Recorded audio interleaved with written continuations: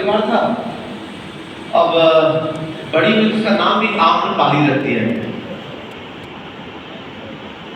अब आम्रपाली ये पक्का था कि जो भी आम्रपाली से शादी करेगा या आम्रपाली जिसके साथ जाएगी उसकी हत्या पक्का थी, तय थी उसकी हत्या।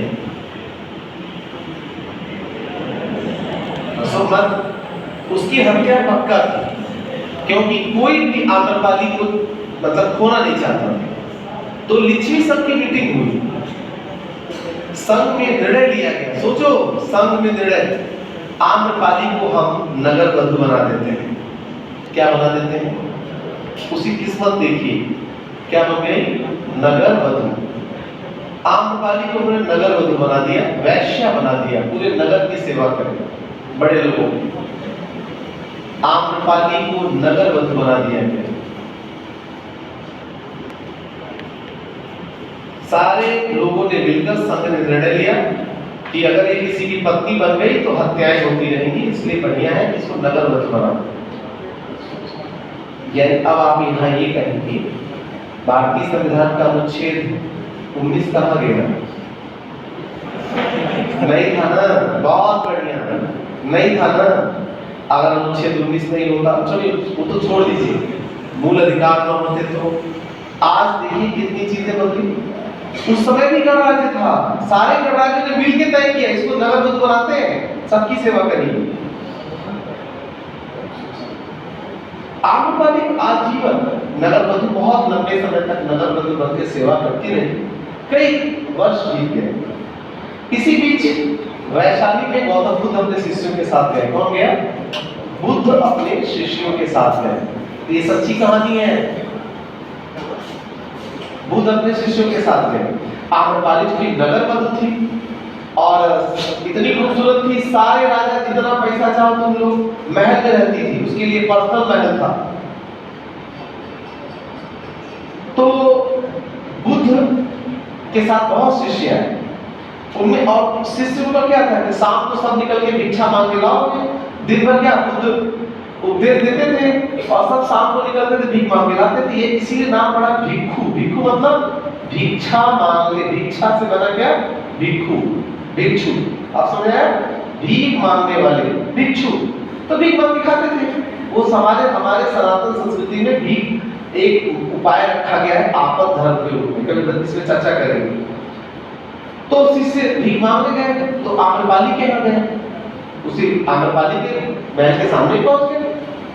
आम्रपाली निकली, एक भिक्षु को देखी, उसको तो राजा महाराजा सेठ महाजन उसके यहाँ आते ही थे, सबकी सेवा करते थे।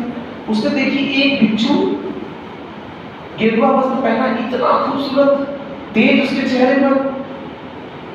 उसने कहा कि मैं चाहूंगी आप हमारे यहाँ रहिए।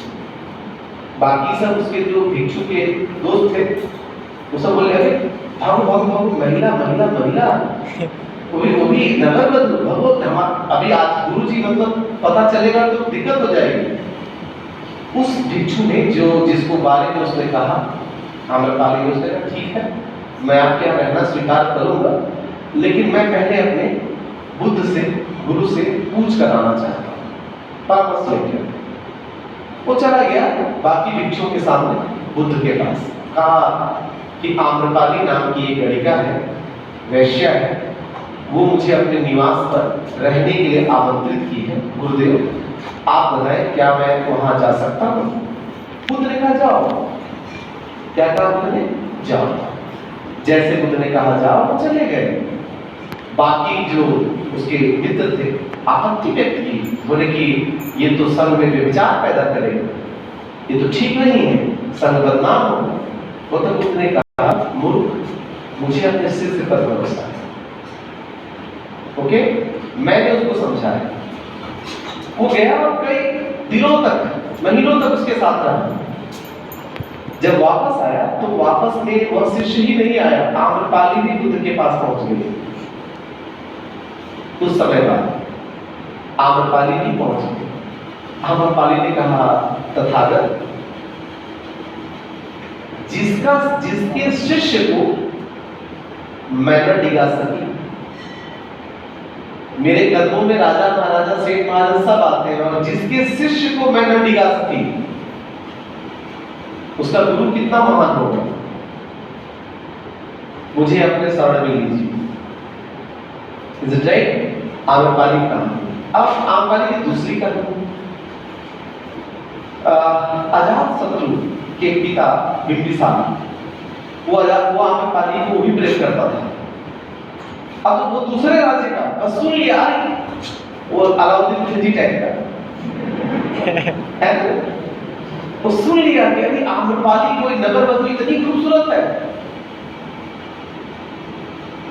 कहते हैं कि वो भी भेष बदल कर जाता था। जब उसका बेटा शासक था वो भी पगला गया, बोला हम भी चलेंगे, देखिए आम्रपाली कौन है, जरा सोचिए। कहते हैं कई बार वेश बदलकर अजात शत्रु आम्रपाली से जाकर मिलता, वेश बदल, बड़ी सृष्टि। सोचिए कैसी कहानी है आम्रपाली की जीवन कथा। अजात शत्रु, एक समय ऐसा आया कि अजात शत्रु एक युवक के रूप में, काफी युवक था, आम्रपाली के बहुत करीब आ गया। आम्रपाली और अजात शत्रु इतने करीब आ गए कि एक साथ रहने लगे। कुछ इतिहासकार कहते हैं दोनों से एक संतान भी उत्पन्न हुआ। तो आप कौन कौन? अजात शत्रु दूसरे राज्य का राजा। अजात शत्रु ने वैशाली पर आक्रमण किया। किसने? और जब आम्रपाली से मिलने जाता था तो वेश बदल कर जाता था, राजा नहीं था, दूसरा कुछ बन के जाता था, वेश बदल कर जाता था। तो जब वैशाली पर आक्रमण किया किसने? अजात शत्रु ने, और पूरी वैशाली को तहस नहस कर दिया, लूट लिया और अपने राज्य मिला लिया। प्रश्न आया, वैशाली को किसने मगध में मिलाया? अजात शत्रु। नष्ट कर दिया पूरी वैशाली। और आम्रपाली उसी वैशाली की थी। सुनो, वैशाली को अपना मां मानती थी। क्या कहती थी? वैशाली मेरी मां है। वहीं पे कोई छोड़ के गया था? वैशाली मेरी मां है। अजात शत्रु ने वैशाली को जलाकर तो युद्ध में नष्ट कर दिया, बहुत बुरी तरह से पराजित किया। फिर अजात शत्रु पहुंचा वैशाली के उस गणिका यानी कि आम्रपाली के घर। कहा आम्रपाली चौंक गई, देखिए तो वही आदमी है। बोले मैं अजात शत्रु, अब तुम्हें मगध की महारानी बनाने आया। तुम मगध की महारानी बनो, मैंने मगध से वैशाली तक अब तुम्हारा है। उसने बोली मैं वैशाली को मां मानती थी। क्या मानती हूँ? वैशाली मेरी मां है और मेरी मां को मिटाने वाले से मैं प्रेम नहीं कर सकती।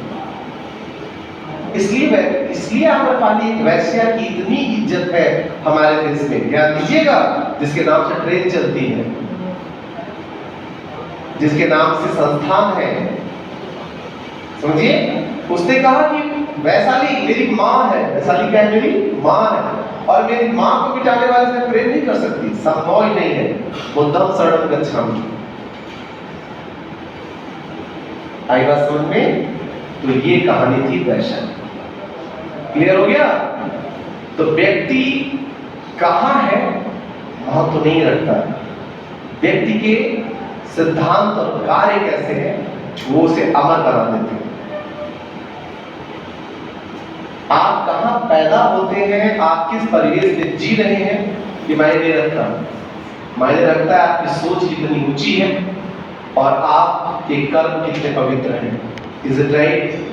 तो आप इतिहास में अपनी एक अमर स्थान बना सकते हैं। आम्रपाली वही है। क्लियर हो गया? अब आगे दोस्तों, जो 16 महाजनपद थे, उनमें से जिस 4 की मैं चर्चा कर रहा था, वो 4 जो है ना, ये देखिए, इनमें से यही 4 सबसे महत्वपूर्ण